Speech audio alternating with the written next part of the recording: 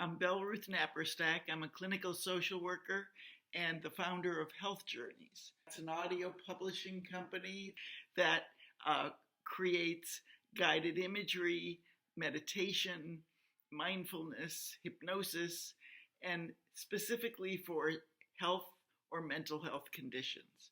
Because we get a lot of questions about how the condition relates to the technique, we decided to start creating these videos as a sort of public education project and to help make people more aware that these techniques exist. This is from somebody that I'm calling Alice, and we changed the names. So she says, I've been using your lupus healing meditation for a half a dozen years, along with some of your others as needed, for occasional help with depression, sleep, and self-compassion. I found them helpful. Lately, I seem to be going through a post-viral kind of reaction, maybe after a possible COVID infection back in June. I would have assumed it was a lupus flare-up, although worse than I've ever experienced.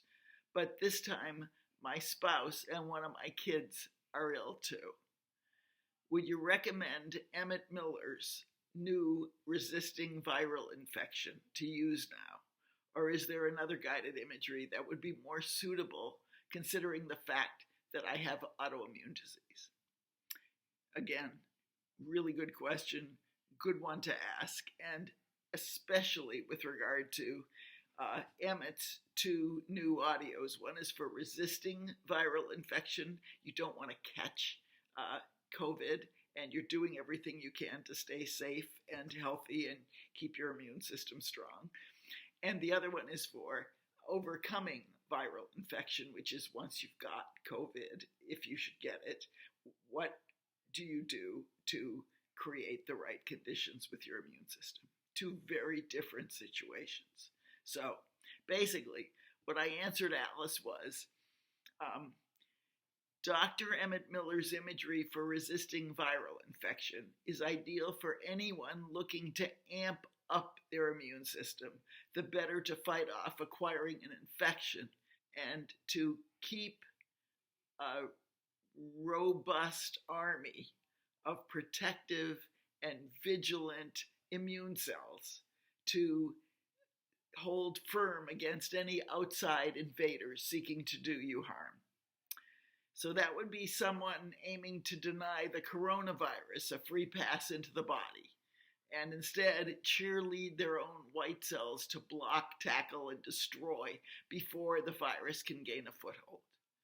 And as I mentioned, there are studies of guided imagery with other viruses, such as herpes simplex and colds and various flus, that do in fact show heightened bursts of immune activity. But for someone with lupus, an autoimmune disease, which as you know is defined by an overactive immune system that tends to attack the body's own tissues instead of bugs and germs, or maybe as well as bugs and germs, this audio could be a bad idea, a risky proposition. Those immune cells do not need extra encouragement.